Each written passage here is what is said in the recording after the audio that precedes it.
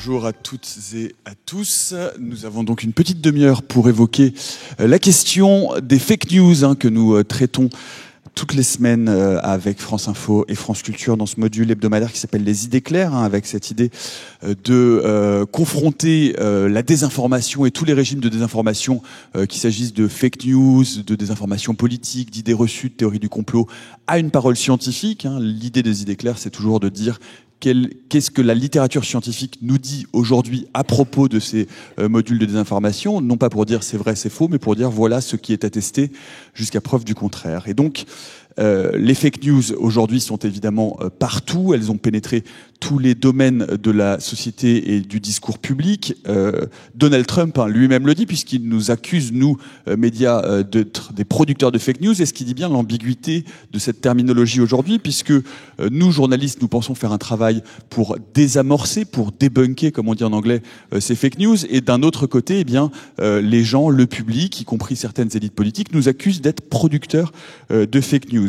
Ce qui dit bien l'ambiguïté aujourd'hui, encore une fois, de ce terme, de cette expression dite de post ou de cette ère dite de post-vérité.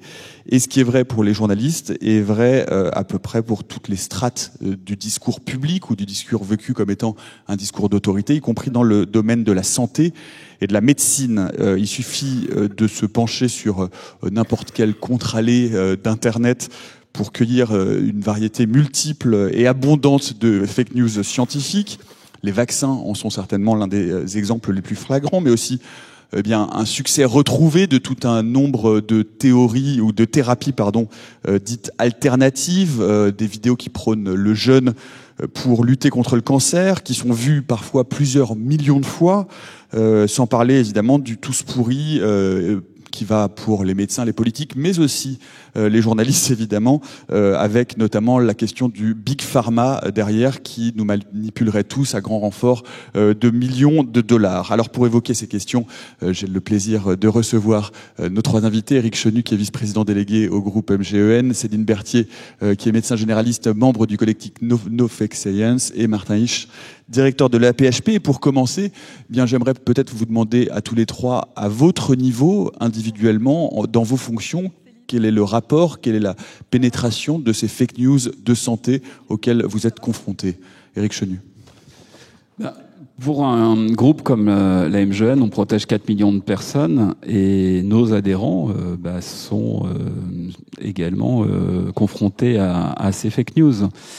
Et on le voit au travers leurs sollicitations, au travers leurs demandes, leurs attentes.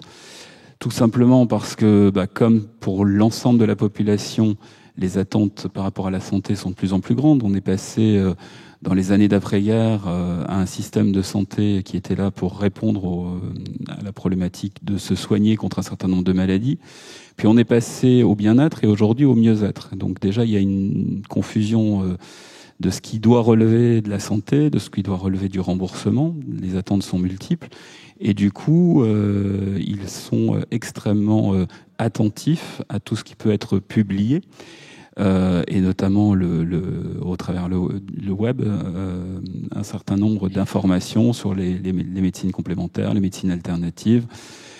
Et puis, on a pu voir, alors que nous qui protégeons notamment les enseignants, qui étaient des relais formidables de santé publique, un certain nombre de nos adhérents, depuis une quinzaine d'années, être extrêmement perméables aux idées de l'anti-vaccination, de la suspicion sur la vaccination, et commencer à contester les positions que la mutuelle pouvait prendre.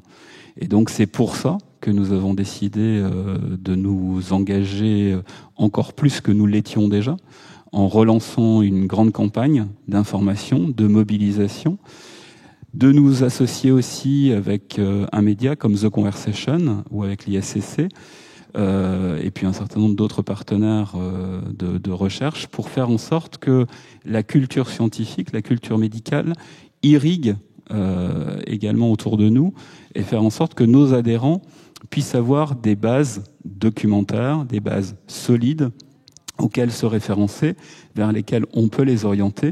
Parce que si on veut que la démocratie sanitaire progresse, il faut encore que nos concitoyens, en l'occurrence pour nous, nos adhérents, soient le mieux informés possible et donc puissent s'appuyer sur des contenus scientifiques accessibles, tout à fait fiables. Et donc c'est une des actions que nous menons, c'est un des engagements que nous prenons vis-à-vis de celles et ceux que nous protégeons. Céline Berthier, à votre consultation, vous avez constaté ces derniers mois, ces dernières années, une progression de la défiance envers le discours médical, envers le diagnostic médical ? Je le constate tous les jours. Je peux pas comparer une progression. Vous voyez que je suis pas si, j'ai pas un recul de 30 ans, mais je le constate tous les jours. Des gens qui ne veulent pas se vacciner ou qui, s'ils veulent bien se vacciner, ont peur. Et ça, c'est néfaste pour le soin. Donc, je passe un temps incroyable à rassurer, à expliquer, et je me dis qu'on n'est pas aidé. Je me dis comment ça se fait que c'est moi toute seule dans mon cabinet qui me retrouve à faire ça. D'où ça vient le problème. Donc, on a réfléchi un petit peu avec ça au collectif Fake Med. L'imprégnation des Fake Med en France est énorme.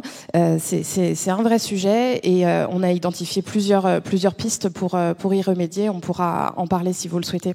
Oui, on va revenir dans un instant. Martin Hirsch, au niveau de la PHP également, vous constatez... Oui, je prendrai deux exemples. L'exemple des vaccins avec la vaccination contre la grippe, qui est très intéressante parce qu'elle concerne les professionnels. Et à notre grande surprise, on n'a pas 100% des infirmiers et infirmières, ni même 100% des médecins qui sont vaccinés contre la grippe, alors qu'il est évident que si on est porteur du virus de la grippe et qu'on est face à un patient fragile, on risque de primum nocere. On voit que la prévention, si je puis dire, contre la prévention contre le vaccin atteint y compris des professionnels rationnels, et que c'est extrêmement difficile d'aller à l'encontre. Deuxième exemple, la maladie de Lyme. Je ne sais pas si ça vous dit quelque chose, la maladie de Lyme. Vous voulez redire en un mot, c'est une maladie transmise par une maladie infectieuse transmise par une piqûre de tique. Et donc vous avez vu qu'elle était extrêmement très atypique, très atypique. Voilà, un peu de fatigue, de courbature, pardon docteur, mais des tas de choses comme ça. On a une consultation de maladies infectieuses qui est très connue à la Pitié-Salpêtrière, ou toutes les maladies tropicales, c'est le centre de référence pour tout ça. La consultation est embolisée par 90% de patients qui pensent qu'ils ont une maladie de Lyme, face à des médecins qui vont leur dire « mais non, quand je fais les tests biologiques, vous n'avez jamais été infecté », et des patients qui du coup vont leur faire des menaces et des injures, des menaces de mort, parce que la maladie dont ils sont persuadés qu'ils sont atteints n'est pas celle qui a été reconnue dans le diagnostic. Voilà deux exemples, puis je pense que ça sera intéressant de comprendre pourquoi et de se demander qu'est-ce qu'on peut faire. On va se demander évidemment qu'est-ce qu'on peut faire. Peut-être un mot pour dire effectivement, comme vous le soulignez, que cette défiance vaccinale, elle touche évidemment toutes les couches de la société, elle touche aussi les professionnels de santé. Une étude relativement récente montre que si les 3/4 des médecins généralistes continuent de préconiser, de conseiller la vaccination, 2/3 d'entre eux doutent de son innocuité totale, c'est-à-dire de l'absence totale d'effets secondaires non nocifs. Ça ne me surprend pas du tout. Alors justement, eh bien écoutez, puisque c'est l'un des travaux des idées claires, on va se demander comment remédier à ça, parce qu'on s'est rendu compte que balayer d'un revers de la main la question de dire bien la vaccination a tellement fait ses preuves, ce qui a été longtemps la position du corps médical, qu'il n'y a pas de débat. Comment faire pour essayer de réinformer et de prendre en considération ces doutes, ces inquiétudes qui sont légitimes? C'est ce que nous avons tenté de faire avec les idées claires. Je vous propose d'en regarder un épisode consacré à la vaccination où nous avions interrogé Lise Barnéou, qui est journaliste et qui a tâché dans un de ses ouvrages de prendre en considération justement eh bien, les doutes, qu'ils soient légitimes ou non, des personnes qui se défient de la vaccination. Je vous propose de regarder les idées claires. Je compte me faire vacciner, mais je pense que c'est surtout un business. À chaque fois que je me fais vacciner, j'ai jamais eu le moindre problème. J'ai un peu la trouille des effets secondaires. Je suis pas très confiance en fait. Alors il faut considérer les vaccins comme des médicaments, et donc oui, il y a des risques d'effets secondaires graves. Par contre, c'est important d'évaluer, disons, le taux de ces risques secondaires graves. Ces risques ne surviennent jamais à une fréquence supérieure à 1 pour 100 000 vaccinés. Et ce taux est à mettre en regard des risques, des maladies contre lesquelles ces vaccins nous protègent. 1 sur 100 pour ce qui est de la coqueluche chez le nouveau-né, 1 sur 1000, 1500 pour ce qui est des complications de la rougeole, par exemple. Donc, vous voyez qu'il y a là un facteur 100, voire 1000 de différence entre le risque d'effets secondaires graves liés au vaccin et les risques liés aux maladies contre lesquelles ces vaccins nous protègent. Il y a une enquête française menée sur des étudiants qui est assez éloquente à ce sujet, qui montre que lorsqu'il y a un risque avéré grave, les personnes ont en moyenne 5 fois plus de chances de refuser la vaccination que si on ne leur parle pas de risque. Mais quand on leur parle de controverse d'un risque potentiel grave, là, la probabilité de refuser la vaccination est multipliée par 20. Donc on voit bien au contraire qu'il faut avoir un discours beaucoup plus transparent que ce qu'on a eu jusqu'à présent. Un faible pourcentage de la population conserve au niveau du site d'injection, donc généralement le biceps, des particules d'aluminium qui sont inclus dans le vaccin pour potentialiser l'effet du vaccin. Là où le débat se pose aujourd'hui au sein de la communauté scientifique, c'est quel est le devenir de ces particules présentes dans notre organisme. Est-ce que ça reste là à l'état de tatouage, de cicatrice vaccinale? Ça, c'est la théorie qui est aujourd'hui communément admise. Ou, comme le défend une autre équipe française, Romain Guérardi, à l'hôpital Mandor, est-ce que ces particules peuvent migrer dans l'organisme et notamment traverser la barrière hémato-encéphalique et puis rejoindre le cerveau où ils pourraient générer des symptômes et notamment cette fatigue chronique dont se plaignent ces quelques centaines de patients qui aujourd'hui ont été diagnostiqués avec ce qu'on appelle la myofascite à macrophages. En fait, cette controverse autour de la mort subite du nourrisson, elle a émergé au début des années 2000 quand est arrivé sur le marché des vaccins combinés qui contenaient 5 antigènes. Et une grande étude a été menée en Allemagne. La principale conclusion de cette étude, c'était qu'il n'y avait pas d'augmentation de risque la première année du nourrisson, mais la seconde année, on se rendait compte qu'il y avait effectivement un cas de mort subite sur 700 000 en plus par rapport aux morts subites qui surviennent naturellement parmi les nouveau-nés. Il y a des vaccins qui visent le pathogène et qui permettent de réduire, voire d'éradiquer le pathogène. C'est le cas du vaccin contre la variole. Aujourd'hui, il n'y a plus de risque de rencontrer le virus de la variole. Ce n'est pas le cas pour d'autres vaccins. Par exemple, si on prend le vaccin contre la diphtérie, le vaccin ne vise pas la bactérie. Il vise uniquement à nous protéger de ses effets nocifs. Il vise la toxine de la bactérie. Autrement dit, la bactérie circule encore parmi nous, mais de manière silencieuse parce que nous en sommes protégés. Et j'en veux pour preuve, il y a quelques années, un jeune enfant est mort de diphtérie en Espagne. Il n'était pas vacciné. Il a contaminé l'ensemble de ses petits copains durant une colonie de vacances. Et fort heureusement, ces copains-là étaient vaccinés et donc n'ont pas développé de symptômes. Mais c'est bien la preuve que cette bactérie est encore parmi nous.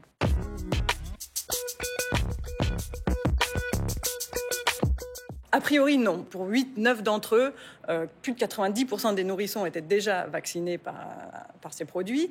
Et effectivement, sur 2 ou 3 vaccins, le taux de couverture vaccinale était autour de 80%. Donc, si vous voulez, le delta que va amener cette obligation en termes d'augmentation du nombre d'enfants vaccinés n'est pas finalement est assez minime au regard de l'ensemble de la population mondiale parce qu'il faut bien voir que ces laboratoires, il n'y en a que 4 ou 5 au monde qui fabriquent l'ensemble des vaccins que nous utilisons, donc pour eux c'est un territoire assez minuscule. Si vous décidez de ne pas faire vacciner vos enfants, ils n'auront pas le droit de rentrer en collectivité. Alors ça va vraiment s'appliquer à partir de septembre, ce qui veut dire au passage que cette loi déplace le problème chez les directeurs et directrices de crèches notamment, qui vont se trouver dans des situations tout à fait complexes à partir de septembre.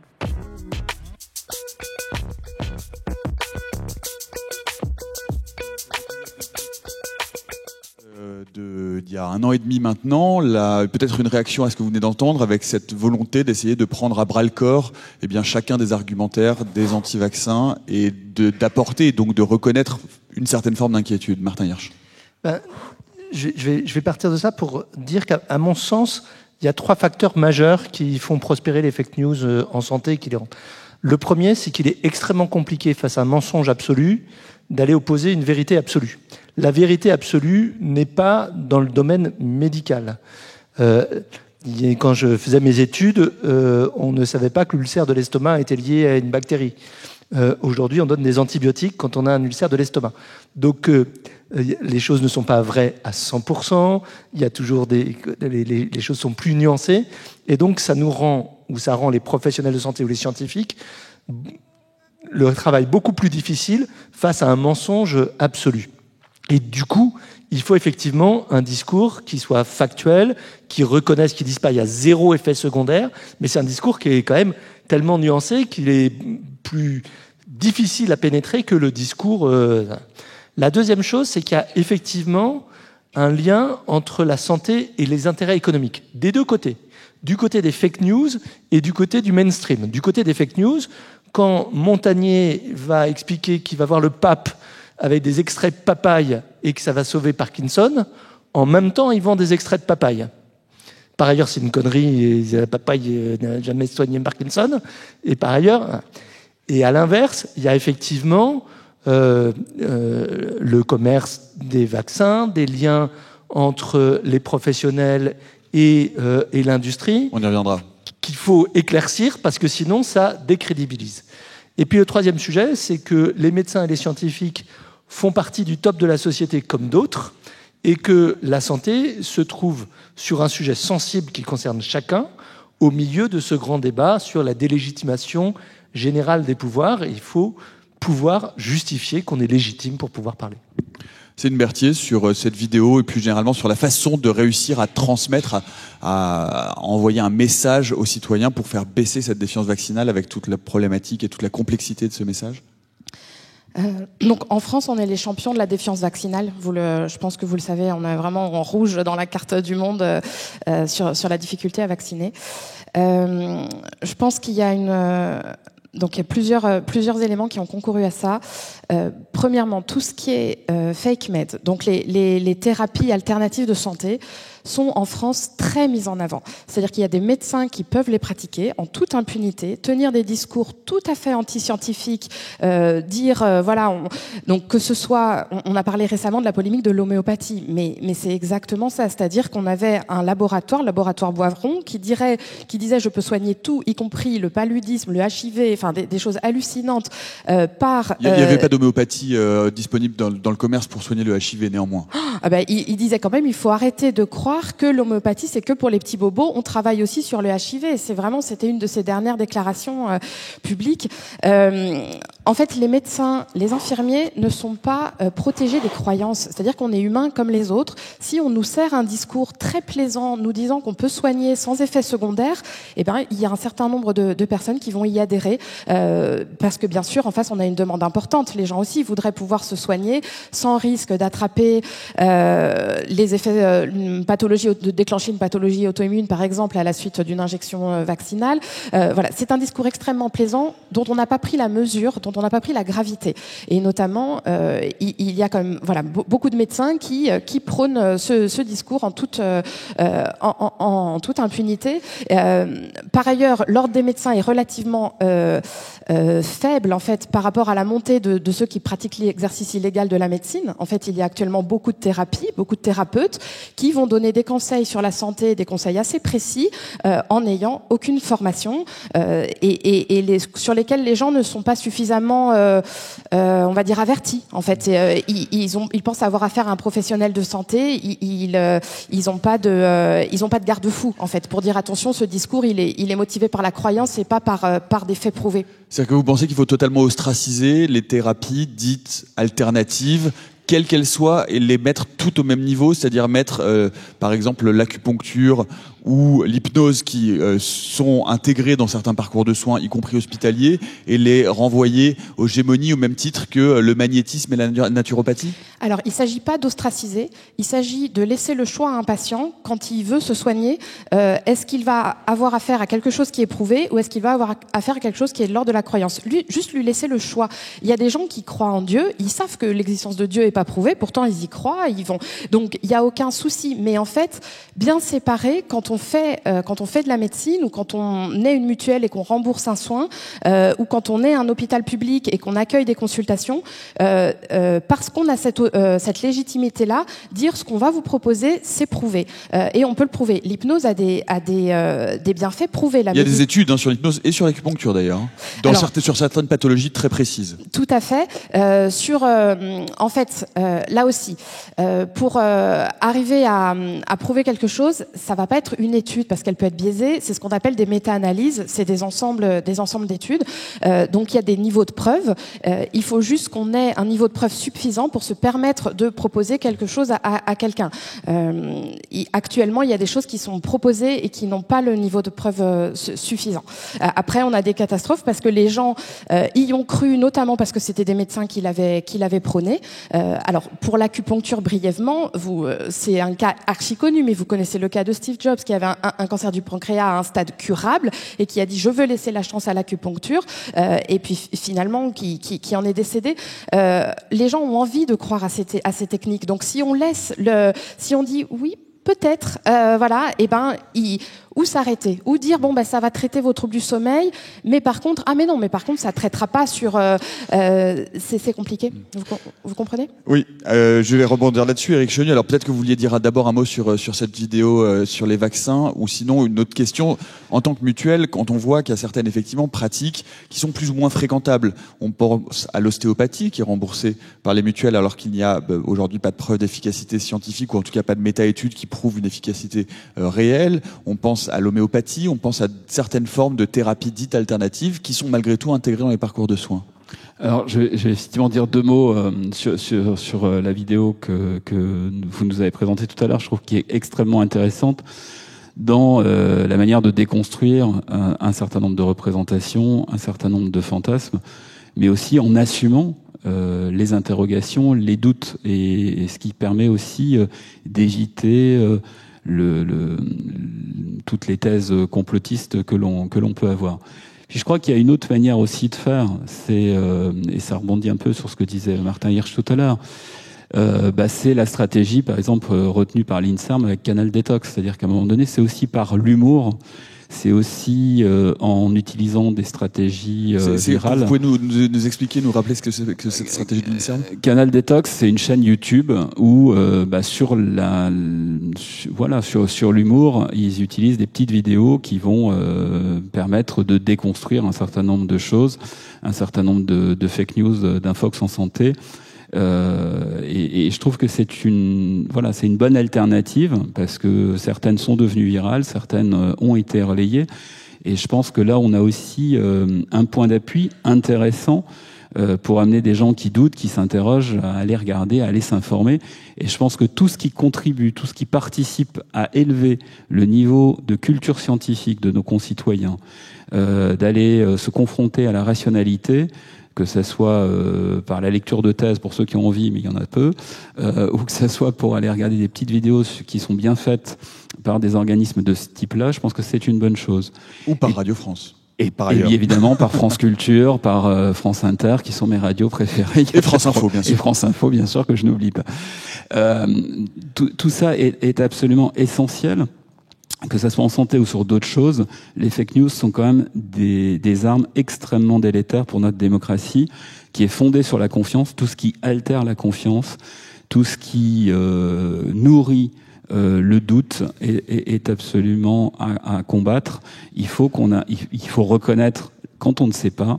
Il faut dire là où il peut y avoir du doute. Ça permet d'avancer. Le doute, c'est absolument nécessaire. Mais donner de la rationalité, permettre à nos concitoyens de se confronter à cette vérité. C'est absolument essentiel. On va peut-être prendre éventuellement une ou deux questions dans 2 minutes si vous en avez. J'aimerais peut-être on avait une autre vidéo à propos du Big Pharma, qui est un grand fantasme complotiste que vous avez évoqué rapidement. Martin Hirsch, une question à ce propos-là. Est-ce que là aussi, il n'y a pas du côté des professionnels de santé un peu de ménage à faire dans son propre camp? C'est-à-dire, effectivement, il y a déjà beaucoup de choses qui ont été faites dans le sens de la transparence, mais des liens à éclaircir entre l'industrie pharmaceutique et le monde en règle générale des professionnels de santé. Mais bien sûr, parce que c'est vrai qu'on continue à prêter le flanc visiteurs médicaux qui sont très critiqués, par exemple. Qui peuvent être tout à fait fondés. Donc, ça va de la visite médicale, mais le fait que la formation, le déplacement dans les congrès ne soit pas financé publiquement, par l'État, mais qu'il faille dépendre, être dans un lien de dépendance, est quelque chose de malsain, est un des éléments qui peuvent décrédibiliser la parole médicale, scientifique, qui doit être indépendante d'intérêts et de liens financiers. Et ça, c'est un élément qu'on souligne, mais qui progresse peu. Parce qu'en fait, on fait l'inverse, c'est-à-dire qu'on demande aux médecins de montrer qu'ils n'ont pas de lien, ils sont obligés d'avoir des liens, et donc ils sont coincés entre les deux. D'un côté, on ne leur donne pas les moyens de se former de manière indépendante de l'industrie, et de l'autre, on leur tape dessus parce qu'ils le font de manière dépendante de l'industrie. Alex Chenu ? Je pense qu'il y a un élément qui devrait, où les pouvoirs publics devraient être beaucoup plus raides, rigides. C'est par exemple que la formation initiale et continue des médecins devrait être totalement indépendante de tout lobby pharmaceutique, industriel, etc. Il y a eu une initiative prise par l'assurance maladie il y a quelques années avec les délégués à l'assurance maladie. Malheureusement, ils sont trop peu nombreux face à l'ensemble des visiteurs médicaux. Alors souvent, c'est la question de l'emploi qui a été renvoyée en disant mais si on supprime ces emplois-là, si on interdit cette profession, il y aura un problème. Il suffit tout simplement que ces emplois-là, ils soient basculés à l'assurance maladie. De toute façon, on les paye au travers le prix des médicaments. Hein. Donc, qu'ils soient payés directement par l'assurance maladie pour promouvoir de bonnes pratiques ou payés via le prix du médicament par l'industrie pharmaceutique, de toute façon, aujourd'hui, via les cotisations sociales, via les complémentaires santé et le reste à charge de nos concitoyens, c'est quelque chose qui est déjà financé. Donc autant orienter ces emplois sur quelque chose d'utile, qui apportera une vraie plus-value. Faisons en sorte que la formation initiale et continue soit totalement indépendante de tous ces lobbies, et je pense qu'on progressera là aussi pour plus de confiance. C'est de Mertier en un mot. Donc je suis tout à fait d'accord qu'il faut évidemment séparer l'industrie pharmaceutique des étudiants en médecine et des médecins ensuite. Après, je voudrais juste apporter une toute petite nuance qui est que, mine de rien, quand on fabrique un médicament, ça va être, c'est basé sur la science, sur des faits. Si un médicament ne marche pas, il est écarté. S'il a trop d'effets secondaires face aux bénéfices, il est écarté aussi. Il y a des institutions pour ça. Après, il y a des scandales. Il y a on est d'accord qu'il y a des laboratoires qui ont réussi à grimper si haut au niveau politique mais ça finit par sortir. C'est-à-dire qu'au final, les gros effets secondaires, voilà. Dans le domaine de la croyance, ça sort pas. C'est-à-dire que vu qu'ils s'échappent de la méthode scientifique, vu qu'on peut pas leur dire, donc par exemple pour le Mediator, au bout d'un moment, on leur a dit, mais regardez, en fait, ça donne des problèmes cardiaques, c'est bien gentil votre truc, et donc, ça y est, c'est dans la croyance, on est, voilà, ça, c'est vraiment on se heurte à quelque chose où on n'a pas nous, en tout cas, on n'a pas de preuves. Donc, je pense qu'il faut l'identifier en tant que tel, pour pouvoir dire aux gens, attention, là, vous faites appel à quelque chose sur lequel on n'a pas d'emprise. Voilà. En revanche, pour conclure, il y a une disposition législative qui s'applique aux médias et que les médias n'appliquent pas, qui est le fait que la loi prévoit que les médias doivent demander leur lien d'intérêt aux médecins qui interviennent sur leurs antennes. Et je pense qu'il faut le faire. Alors, qui ont renvoyé sur le site en disant « Nous avons interviewé le professeur machin. Si vous voulez connaître ses liens d'intérêt, vous allez sur le site. » Et je trouve dommage que cette loi qui a 20 ans d'âge ne soit pas appliquée par les médias. Et tout le monde y gagnerait pour la vérité. C'est parfois appliqué dans la méthode scientifique. Bon, mais c'est autre chose. Merci beaucoup, en tout cas, à tous les trois. Merci à vous. Merci à vous. Merci. Et merci à vous, évidemment, Nicolas, d'avoir animé ce débat. Pardon de l'interrompre. Je vous remercie tous les quatre. Je vous laisse repartir en coulisses.